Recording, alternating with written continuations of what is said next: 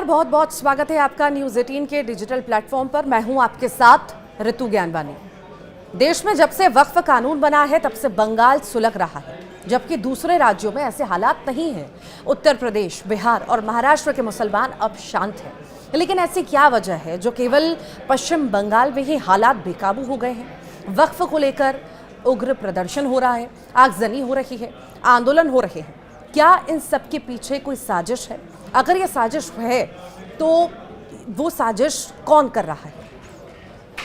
वो कहाँ के मुसलमान हैं? वो पश्चिम बंगाल के हैं या इसमें कोई बाहरी इन्वॉल्वमेंट है? कुछ तो ऐसा है जो सामने से दिखाई नहीं दे रहा। कोई तो ऐसा है जो चाहता है कि देश में अशांति का माहौल बना रहे, और उसके लिए सबसे सेफ टारगेट है पश्चिम बंगाल। वक्फ बिल अब कानून बन चुका है। अगर कानून से किसी को आपत्ति है तो सुप्रीम कोर्ट में चुनौती दी जा सकती है।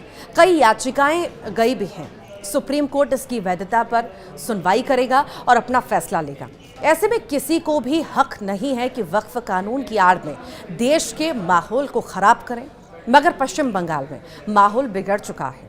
मुर्शिदाबाद के एक इलाके से फैली हिंसा की आग अब धीरे धीरे फैलती जा रही है।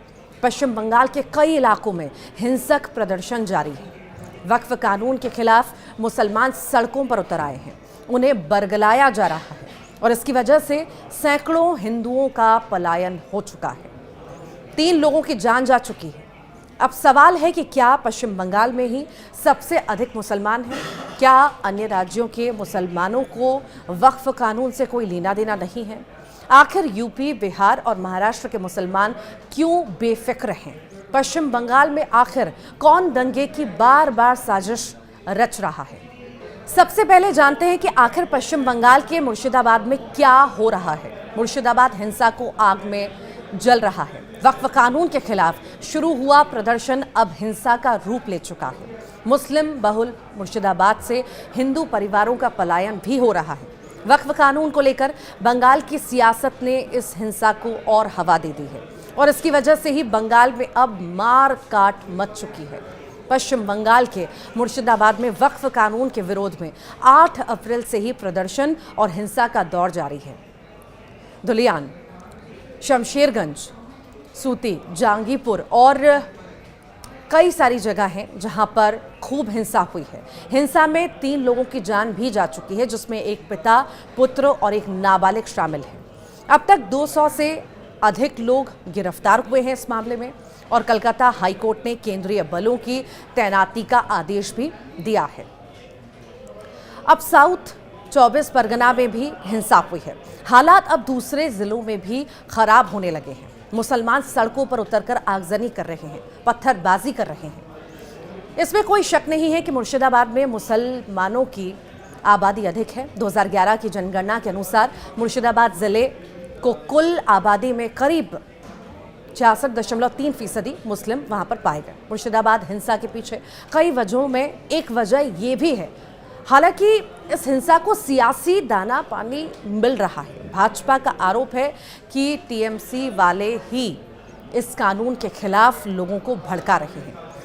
इसका नतीजा है कि लोग सड़कों पर आ रहे हैं और प्रदर्शन भी कर रहे हैं। बीते कुछ समय से मुर्शिदाबाद में हिंसा, आगजनी और पत्थरबाजी ने ये साबित कर दिया है कि बगैर सियासी घी के ये हिंसा नहीं हो सकती थी। मुर्शिदाबाद हिंसा का टूलकिट भी सामने आया, जिसमें टेलीग्राम, व्हाट्सएप और सिग्नल ऐप जैसे सोशल मीडिया प्लेटफॉर्म से टूलकिट जारी किया जा रहा है। कहाँ कैसे प्रदर्शन करना है, सब प्लानिंग हो रही है। अब सबसे बड़ा सवाल है कि मुस्लिम तो यूपी, बिहार और महाराष्ट्र में भी हैं, फिर यहाँ के मुसलमान इतने बेफिक्र क्यों हैं? क्या इन राज्यों में मुसलमान नहीं रहते? दरअसल सारा खेल सियासी है। चलिए एक नज़र इन राज्यों में रहने वाले मुस्लिम आबादी के डेटा पर डालते हैं। 2011 की जनगणना की माने तो भारत में सबसे अधिक मुस्लिम आबादी वाले 5 राज्य हैं: यूपी, पश्चिम बंगाल, बिहार, महाराष्ट्र और असम। और उत्तर प्रदेश में 3.84 करोड़ मुस्लिम, पश्चिम बंगाल में लगभग 2,46,00,000 मुस्लिम हैं।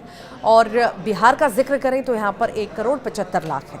महाराष्ट्र का जिक्र करें तो यहाँ पर 1,29,00,000 हैं। असम में 1 करोड़ के आसपास मुसलमान आबादी है।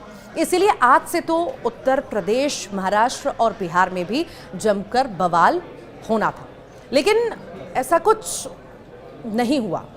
तो आखिर क्या वजह है?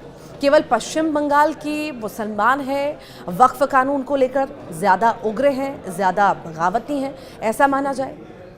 अब सवाल ये भी है कि आखिर पश्चिम बंगाल में दंगे की साजिश कौन रच रहा है? पश्चिम बंगाल में अगले साल विधानसभा चुनाव है और इस हिंसा के पीछे ये भी एक कारण है। सभी वोट बैंक की खातिर अपनी सियासी रोटी सेकने के चक्कर में इसे हवा दे रहे हैं। टीएमसी और भाजपा वक्फ मुद्दे पर आमने सामने हैं। एक और टीएमसी बंगाल में लागू नहीं होने देने की बात कर रही है और दूसरी ओर कुछ नेता स्थानीय लोगों को भड़का रहे हैं कि वक्फ कानून से उनके अधिकार छीन लिए जाएंगे। खुफिया एजेंसियों की माने तो बंगाल के वक्फ कानून के विरोध में फैली हिंसा का पैटर्न साल 2019 में सीएए के खिलाफ हुए हिंसक प्रदर्शनों की तरह ही दिख रहा है। मुर्शिदाबाद में हिंसा फैलाने के लिए उसी टूलकिट का इस्तेमाल किया गया जिसका प्रयोग सीएए के खिलाफ हुए विरोध प्रदर्शन में किया गया था। सोमवार को पश्चिम बंगाल के एक अन्य जिले में तनाव बढ़ गया। वक्फ संशोधन कानून के खिलाफ प्रदर्शन कर रही भीड़ अचानक से भड़क गई और पुलिस पर ही हमला कर दिया। अब खुफिया सूत्रों से पाया गया है कि वक्फ के खिलाफ जारी हिंसक विरोध प्रदर्शन साल 2019 में पूरे भारत में सीएए के खिलाफ हुए विरोध प्रदर्शन के समान है। और सूत्रों की माने तो वक्फ विरोध प्रदर्शन में एक समान टूलकिट है। टेलीग्राम, सिग्नल और व्हाट्सएप जैसे मैसेजिंग ऐप का इस्तेमाल विरोध प्रदर्शन आयोजित करने, जिम्मेदारी बांटने और रियल टाइम निर्देश शेयर करने के लिए किया जा रहा है।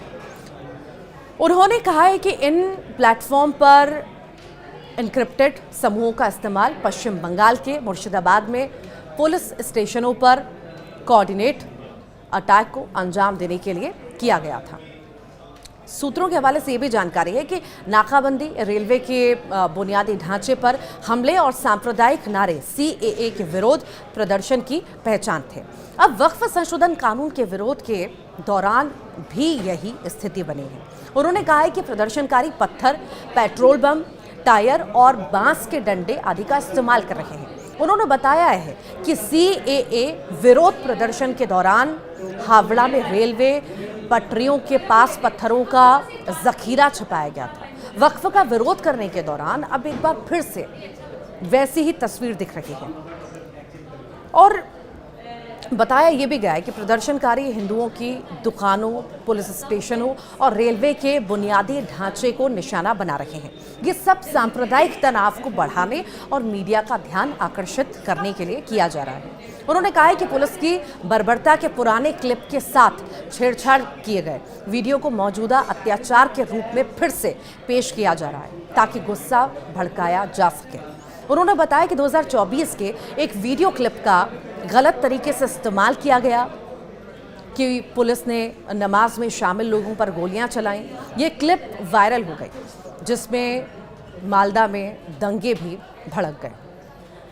बंगाल हिंसा को लेकर ऐसी भी खबरें आ रही हैं कि जिसमें विदेशी ताकतों के भी हाथ हो सकते हैं। सूत्रों ने विदेशी हस्तक्षेप से इनकार नहीं किया और कहा है कि जमात उल मुजाहिदीन बांग्लादेश, हरकत उल जिहाद अल इस्लाम जैसे समूह बांग्लादेश बॉर्डर से जो लगे इलाके हैं और डेल्टा में हथियारों की आपूर्ति कर रहे हैं।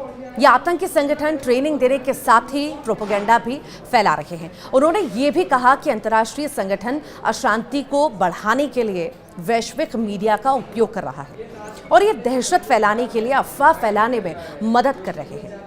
उसी तरह है जैसे सीएए विरोध प्रदर्शन के दौरान एनआरसी को मुसलमानों की नागरिकता छीनने के रूप में प्रचारित किया गया था। उन्होंने कहा है कि विरोध प्रदर्शनों के दौरान हिरासत में लिए गए या गिरफ्तार किए गए लोगों को भी नायक के रूप में महिमा मंडित किया जा रहा है।